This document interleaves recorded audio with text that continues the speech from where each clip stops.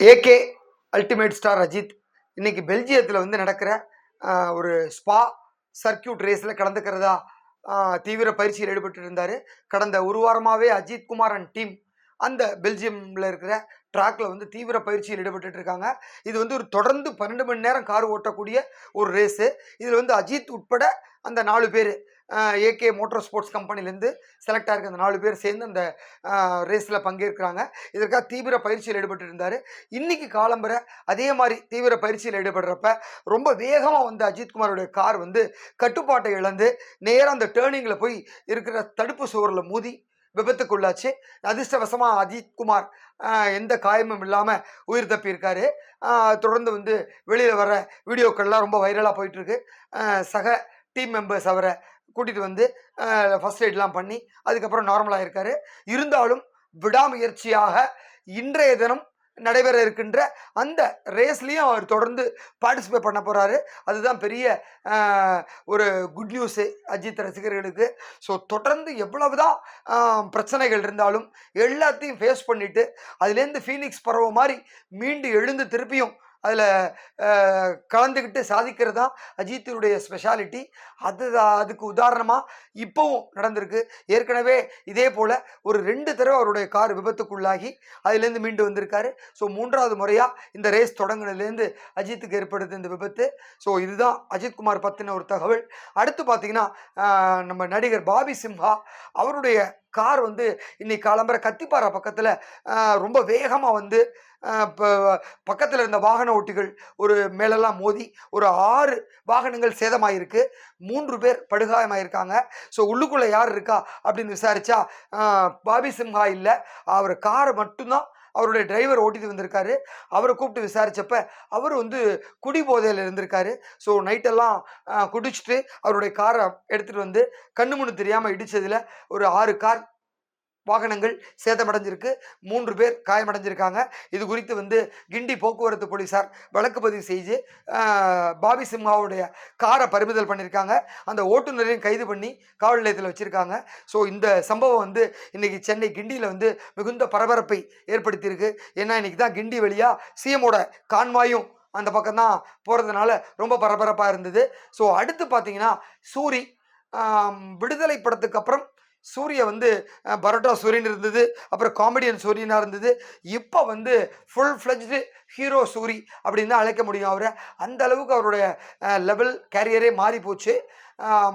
விடுதலை படம் அவருக்கு வேற ஒரு டைமென்ஷன் தேடி கொடுத்தது. அதற்கு அடுத்து வந்த கருடன் படம் அவர் வந்து ஒரு நல்ல ஹீரோவாக நங்கூரம் அடித்த மாதிரி பதிய வச்சுது. அதுக்கப்புறம் வந்து கொட்டுக்காளி அப்படின்னு சிவகார்த்தியின் தயாரிப்பில் ஒரு அட்டகாசமான படத்தில் நடிச்சிருந்தார், ஒரு அவார்டு வின்னிங் ஃபிலிம். அதுவும் ஒரு நல்ல ஆர்டிஸ்டாக அவரை நிலைநிறுத்துது. அப்புறம் விடுதலை 2 படம் வந்தது. அதில் வந்து பெருசாக இவருக்கு போர்ஷன்ஸ் இல்லை, விஜய் சேதுபதி தான் போர்ஷன்ஸ் அப்படின்னாலும் ஸோ ஃபர்ஸ்ட் பார்ட்டில் இருந்த அப்படியே அந்த குமரேசனா இதுலேயும் வாழ்ந்து தன்னை நிரூபித்தார் ஒரு நல்ல ஆர்டிஸ்ட் அப்படிங்கிறத. ஸோ இந்த 4 படமும் அவருக்கு ஒரு சூப்பராக போச்சு அப்படிங்கிறதுனால இப்போ அவர் நடிச்சிருக்க மாமன் அப்படிங்கிற படத்தில் நடிச்சிருக்காரு. அதில் வந்து ஹீரோயினை வந்து ஐஸ்வர்யா லக்ஷ்மி நடிச்சிருக்காங்க. இந்த படத்துக்கு பெரிய டிமாண்ட் இருக்குது. விநியோகஸ்தர்கள் சைட்லேருந்து சரி, தியேட்டர் உரிமையாளர்களும் போட்டி போட்டு வாங்கியிருக்காங்க படத்தை. ஸோ மே 1 வீக்கில் இந்த படம் ரிலீஸ் ஆகுது. அதனால் அந்த படமும் அவருக்கு ஒரு மிகப்பெரிய பேரை வாங்கி கொடுக்கும். ஓடிடிலையும் இந்த படம் நல்ல ரேட்டுக்கு விற்பனையாக இருக்குது. அதனால் சூரியோட மார்க்கெட் மிகப்பெரிய அளவில் பறந்து விரிஞ்சிருக்கு. அப்படிங்கிறதுனால அதே அந்த விடுதலை படத்தை தயாரித்த எல்ரட் குமார் அவர் தான் வந்து மீண்டும் சூரிய வச்சு ஒரு படத்தை தயாரிக்கிறாரு. அதில் வந்து ஜாயின் வெஞ்சராக வந்து வெற்றிமாறனும் இணைஞ்சிருக்காங்க. ஸோ எல்ரட் குமார் தயாரிப்பில் ஆர்எஸ் என்டர்டைன்மெண்ட் அந்த நிறுவனம் சார்பில், அதே போல் கிராஸ் ரூட் என்டர்டைன்மெண்ட் சார்பில் வெற்றிமாறன், இந்த 2 நிறுவனங்களும் சேர்ந்து சூரி ஹீரோயா நடிக்க நம்ம ஜிவி பிரகாஷ்குமார் அண்டு கௌதம் வாசுதேவ மேனன் 2 பேர் சேர்ந்து நடித்து ஒரு மிகப்பெரிய வெற்றி பெற்ற செல்ஃபி படத்தை இயக்கிய புகழேந்தி மதிமாறன் அவர் டைரக்ஷனில் இந்த படம் உருவாகுது. படத்துக்கு பேர் ரொம்ப வித்தியாசமாக வச்சுருக்காங்க. மண்டாடி அப்படின்னு வச்சுருக்காங்க. மண்டாடி என்னையா பேர் வித்தியாசமாக இருக்கே அப்படின்னு கூகுள் பண்ணி பார்த்தா, மண்டாடி அப்படின்னாக்க கடலில் வந்து எந்த இடத்துல மீன் கிடைக்கும், எந்த இடத்துல போனால் மீன் பிடிக்கலாம் அப்படிங்கிற சொல்லக்கூடிய அந்த விஷயத்தை தெரிஞ்சவரோட ஒரு பேர் தான் மண்டாடி அப்படிங்கிறாங்க. அந்த மாதிரியான ஒரு கேரக்டரில் ஒரு மீனவர் வாழ்க்கையை ரொம்ப சூப்பராக சொல்கிற மாதிரியான ஒரு விஷயத்தை கதையை எடுக்க போகிறாங்க. அந்த கேரக்டரில் வந்து நம்ம சூரி நடிக்க போகிறாரு.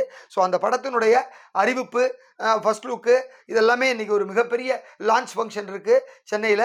அந்த இதில் படத்தில் பார்த்தீங்கன்னா சத்யராஜெலாம் ஒரு முக்கியமான ரோலில் நடிக்கிறாரு. அதனால் வந்து மிகப்பெரிய ஆர்டிஸ்டே இருக்காங்க.